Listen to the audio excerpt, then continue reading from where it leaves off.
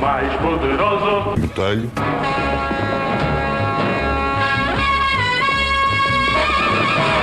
O mais poderoso. Metalho. Chegou o super Metalho. Metalho. é mais poderoso que a sujidade porque Metalho. é o único com tripla ação. Veja.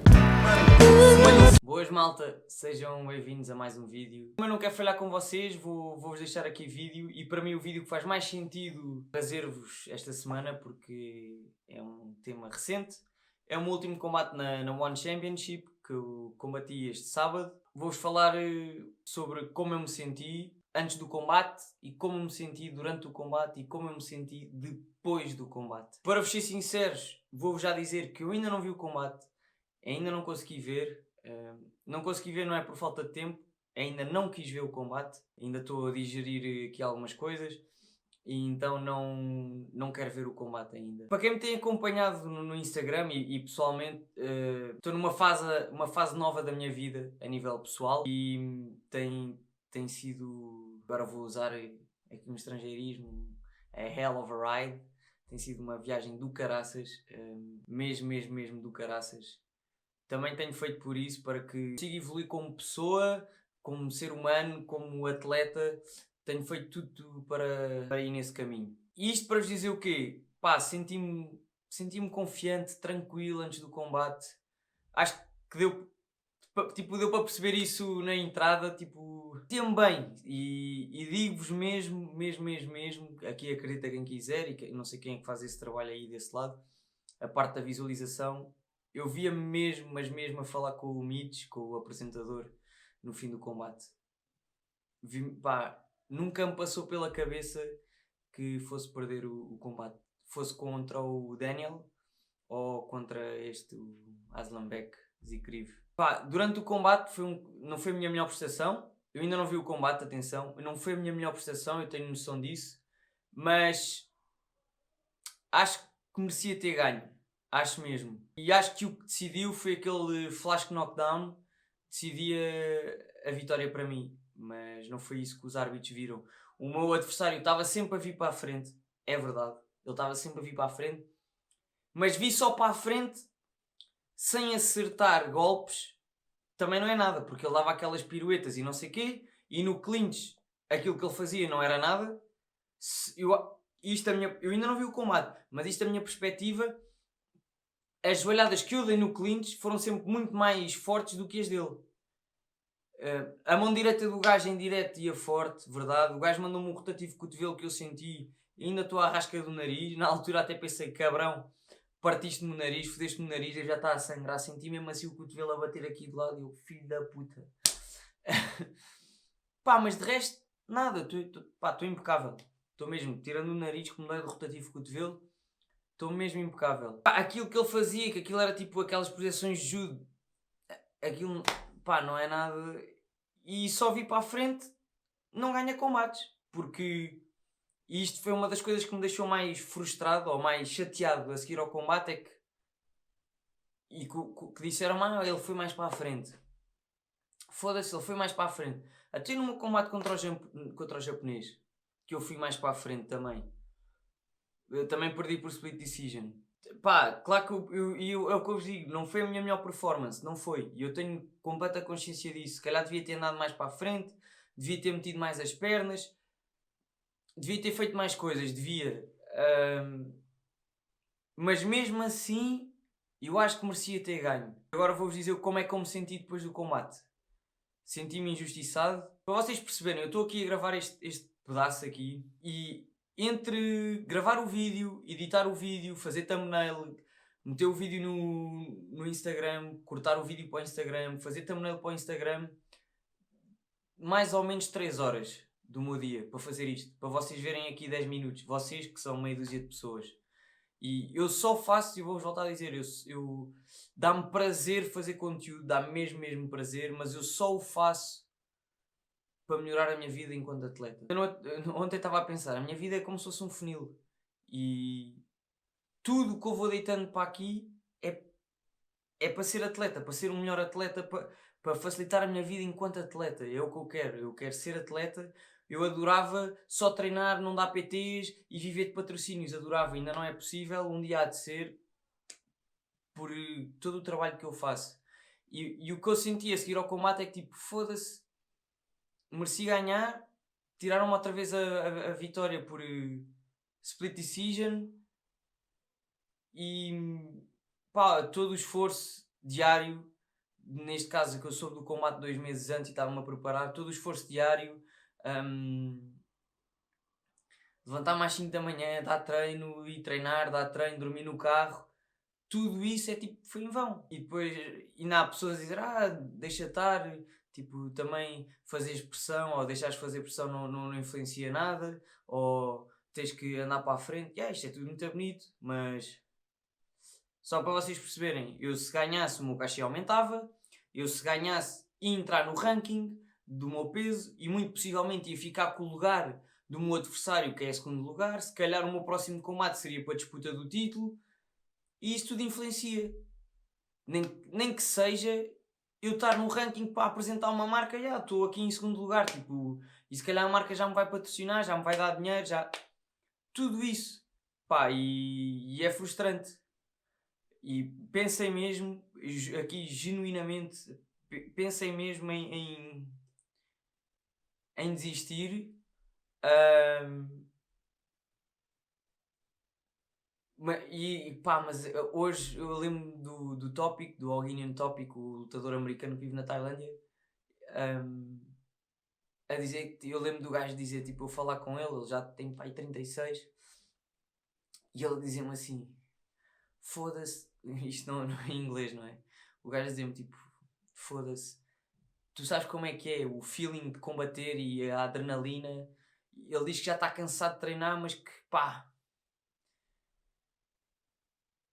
aquele feeling de combater é inexplicável. E é inexplicável a adrenalina. A sensação de pá, não sei, o prazer de combater é inexplicável. E não vou, para vocês perceberem, eu pensei em desistir e uma das coisas que eu quero-vos passar no meu Instagram é que nem tudo é um mar de rosas. E eu tenho estado a fazer um caminho mais no desenvolvimento pessoal e tentar melhorar, como eu vos disse, como pessoa e atleta. E eu quero-vos passar isso também. Porque acho que é importante para a malta também mais nova perceber que nem tudo é um mar de rosas, que nem tudo é fácil, que esta merda é difícil. É mesmo difícil. Mesmo difícil. E não é para todos. A verdade é essa, é que não é para todos. E não estou aqui para me gabar, ou o que seja, mas não é para todos. E isto é fedido, mas eu acho que não consigo parar. Foi o que o tópico me disse, ele tipo, não consegue parar. O gajo diz que já está farto de treinar e treina tipo 2 semanas para um combate. Claro que vai treinando com consistência, mas treinar mais a sério, treina 2 semanas antes do combate. Pá, porque o gajo diz que não consegue, é tipo uma droga, não consegue parar. E pá, mexeu muito comigo esta derrota. Mesmo. Mesmo. Mas agora pá, é cena, bola para a frente e continuar. Não se vão ver livres de mim. Não vão. Ontem já fui treinar, hoje vou treinar. Amanhã vou de férias, 4 diazinhos, vou à Madeira. E estou contente, porque é uma coisa que eu quero fazer este ano.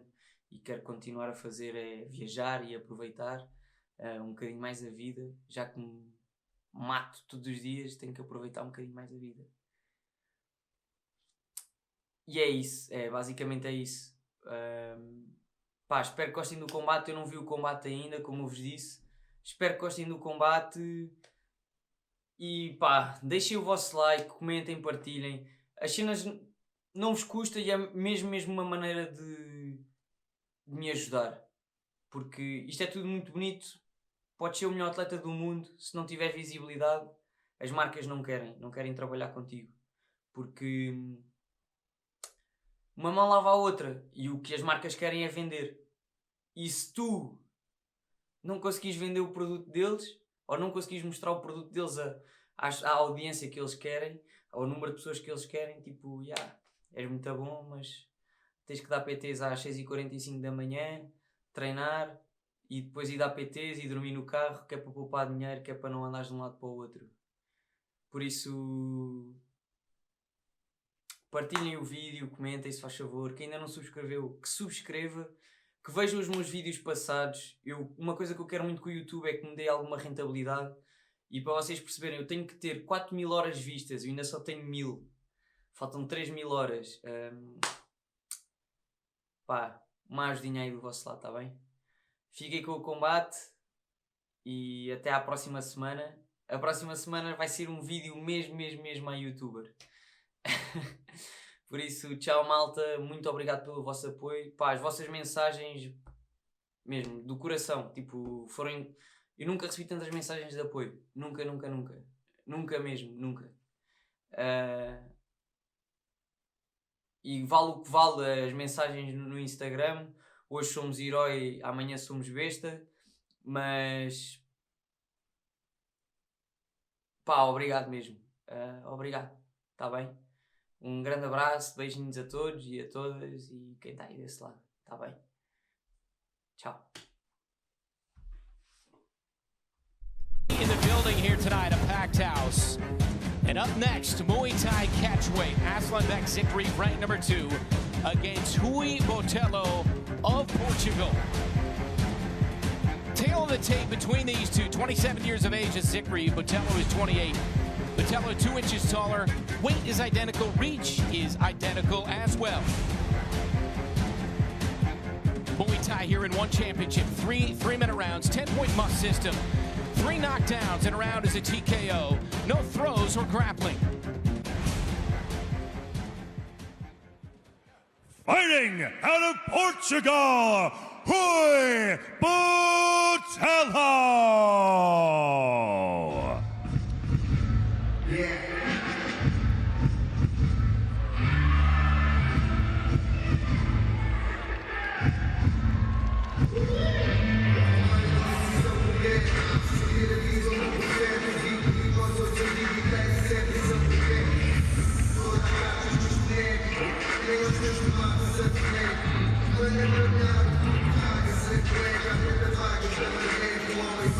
We invite you to join the conversation on Twitter by using the hashtag #OneFightNight8. 28-year-old Rui Botelho, very exciting fighter. He is the standard bearer for Portuguese Muay Thai and kickboxing. In recent months, has hired a psychologist dealing with some issues outside of the circle mentally, and he says that has had a massive impact for him.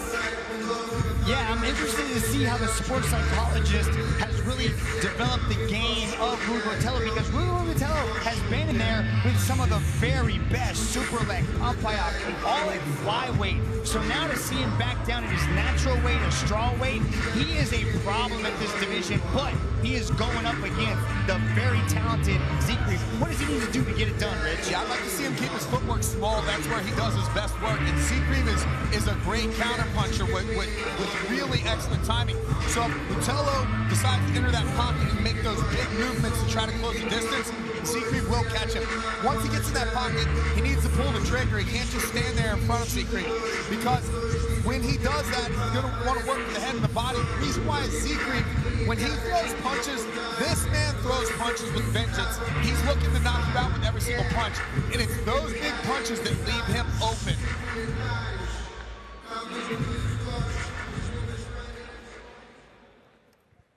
Representing Russia, Aslanbek Zikri.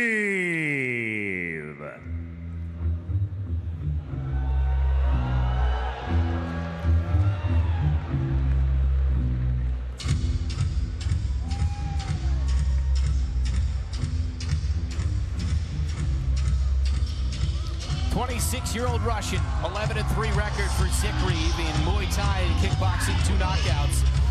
Stepping up to take the fight on just 5 days notice and putting his #2 ranking on the line here tonight. Yeah, it's a dangerous move. You rarely see these high-ranked opponents jump in on short notice. There's been a lot of talk about short notice fights this whole week, and Zikreev is taking this fight on extremely short notice against a dangerous opponent. In small gloves, though, I'm excited to watch this guy throw down. Yeah, you know, funny you mentioned the small gloves, Mitch, because I would like to see him keep his combinations controlled. You know, he's not fighting in the big gloves here tonight. It's the small 4-ounce gloves, and this guy has he's such a wrecking machine with his hands that he doesn't need to swing big in order to knock his opponent out. I'd like to see him push the pace tonight. You know, talking to him earlier this week, he talked about the Pyramid match, which was statistically one of the highest scoring significant strikes landed matches in the history of one championship. And he said that even though he's taking this match on a short notice, that he's going to outpace that match, which is something to say. And finally, he's such a great counterpuncher. He needs to bait Botelho when Botelho's entering the pocket. Botelho has a tendency, as I mentioned before, to make those big motions coming in. So if Zikreev can bait him, that's where he's going to land that lead counter that he times so well. Third fight for Zikreev here in one championship. He is 1-1 so far as he enters the circle.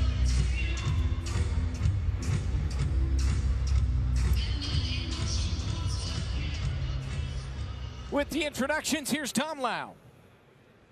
And now, this match is 3 3-minute rounds of a 128-pound catchweight Muay Thai contest. And when the action begins, your referee in charge, Mr. Watarin Ratchanapan.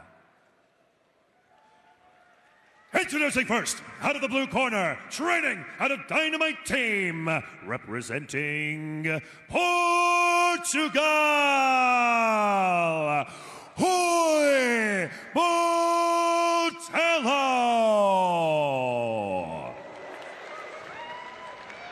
And introducing his opponent out of the red corner, he is the number 2 strawweight Muay Thai contender, training out of Kuzba's Muay Thai, holding a Muay Thai and kickboxing record of 11-3, representing Russia, Aslanbek Zikreev.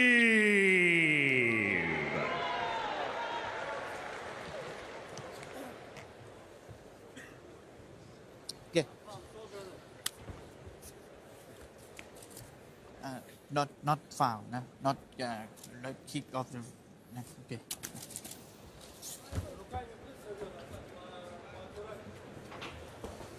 Corner.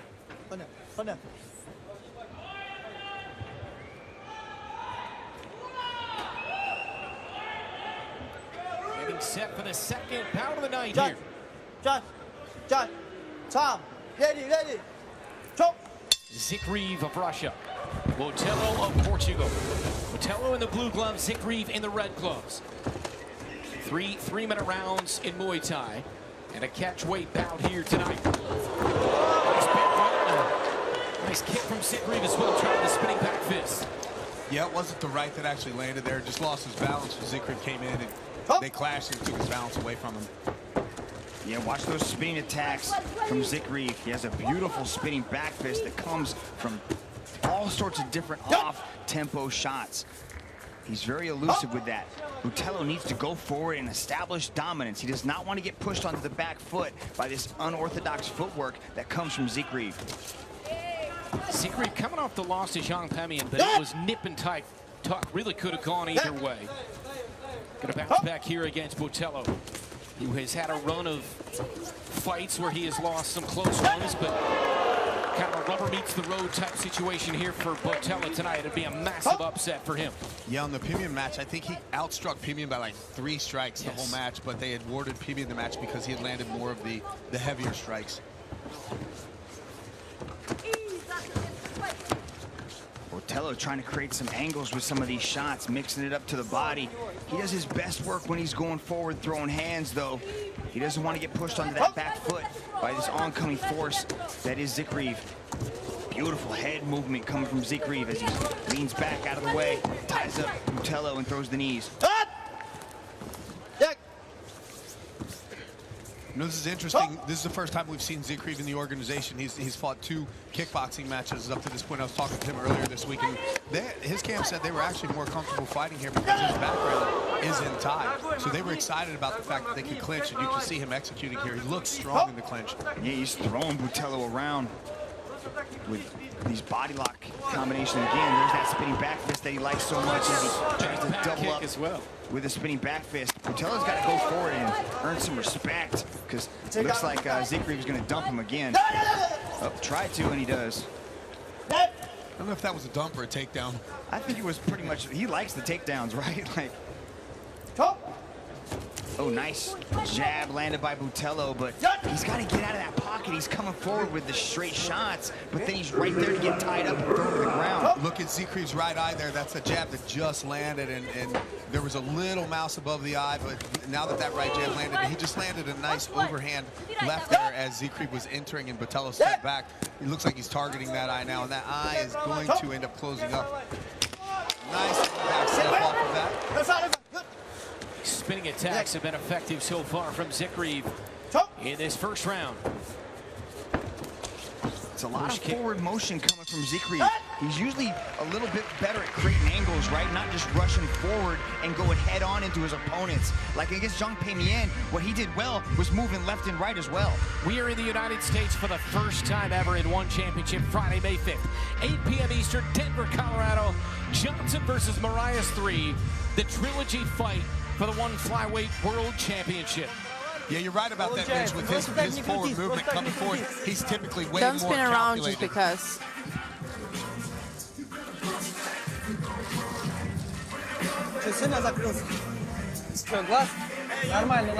Did my eye cover up a lot? No, it's okay, and don't worry. It's the right eye. Zikriev says he's good to go. How difficult is it with vision when your eye is in that situation? Well, it's his rear eye, so it's not his lead eye, right? So it depends on what stance Zikriev's going to come out in. If he switches to southpaw, that's going to be his lead eye, so that's going to be difficult, right? But in this position, he's still got his lead eye, so it's not as hard, but it looks like he forgot his mouthpiece. Zikriev Not worried about the eye, but was worried about the teeth. Yeah, he came out unorthodox to start this second round. Is Zikriev in the red gloves, Butello in the blue.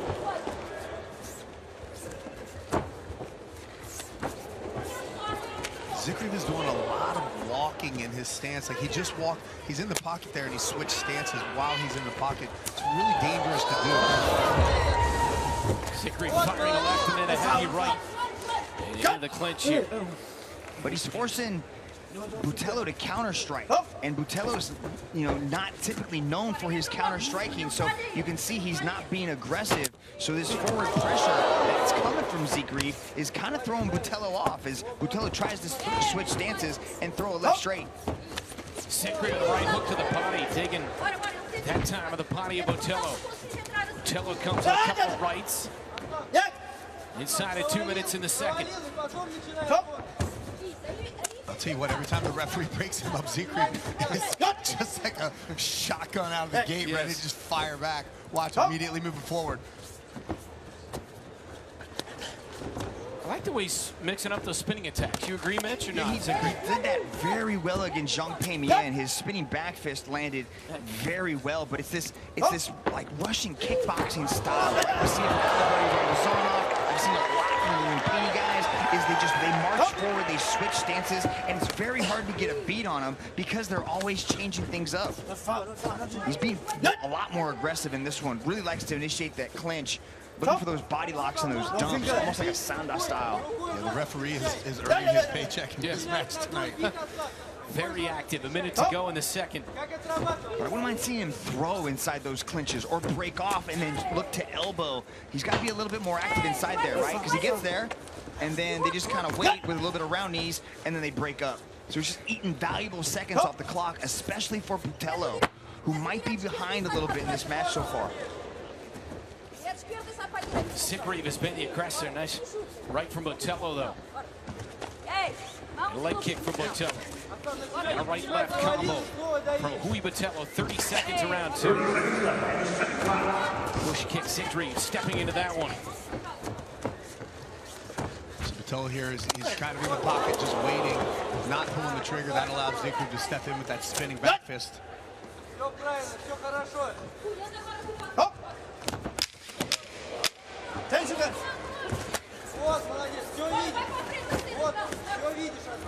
It's difficult for Botello to actually initiate the combinations here because every time he starts to come forward, Zikrev just closes the distance really quickly and ends up in the clinch.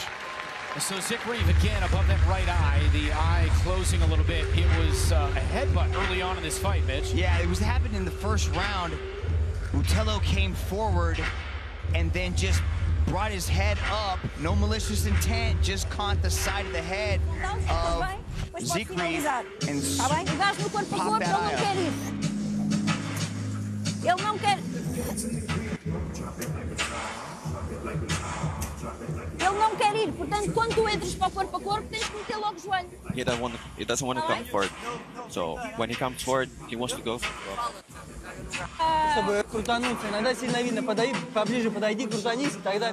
Come a little bit closer to him, spin around, and then throw a hit. So work on that distance, get closer, and start landing a few more of those spinning attacks for Zikrev.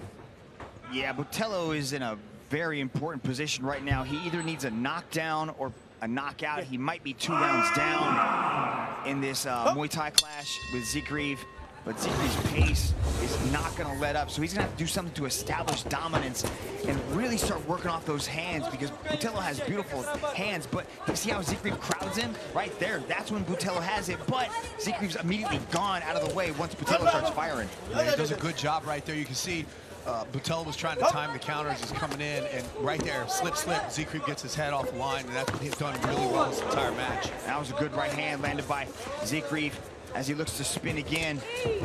Good check to block the kick of Botello as they spin around and separate. Zikrev cutting off those angles nicely. You mentioned try another spinning back fist there. 2:15 to go. Push kick from Zikrev.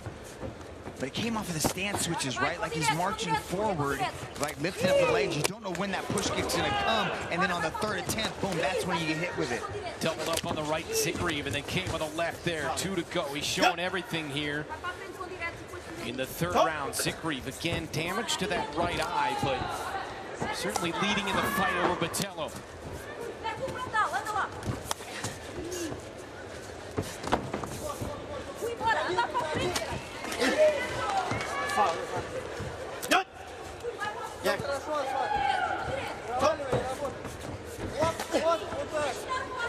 Beautiful head movement to the right hand again by Zikrev. Really good performance for Azatbek Zikrev to defend that #2 spot next to his name. Spinning back fist again. He's touched him up with that right here in the third round. Zikrev has. But it was that initial walking step that Mitch was talking about before that actually set that up, where Ruiz just stepped back and then he was waiting for Zikrev to come in with something else, which happened to be the spin at that time. It's almost like Zikrev can step in with whatever he wants and not have to worry about any kind of counter. He's almost hypnotizing his opponent with those stance switches and the way that he's marching forward. You kind of freeze, expecting to throw something, and then you got a spinning back fist coming at your face. A lot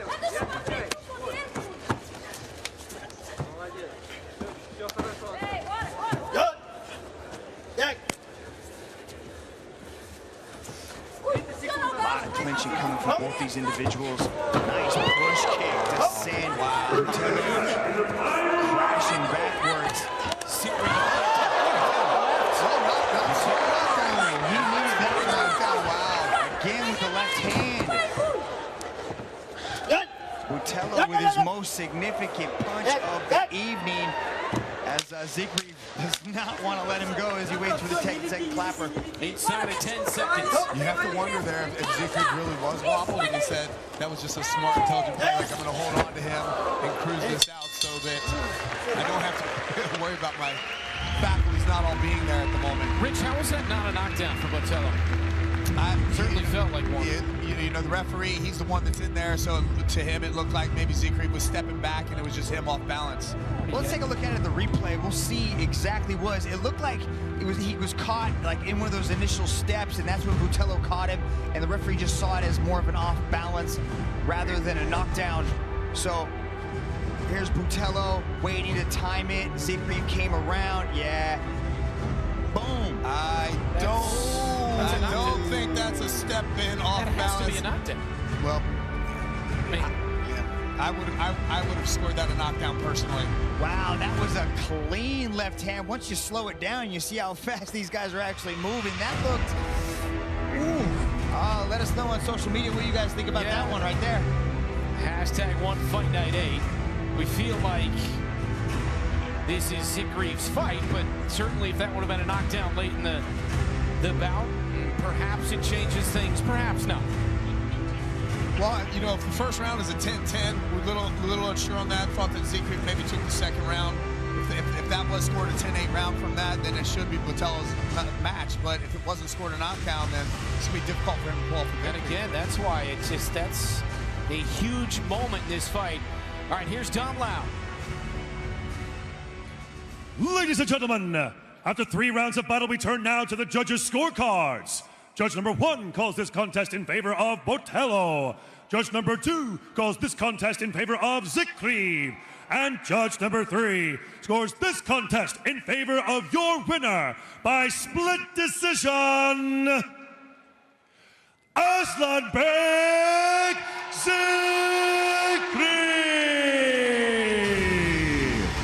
Split decision victory. Now Zikriev, you see the emotion. Improves to 12-3 in his Muay Thai and kickboxing career.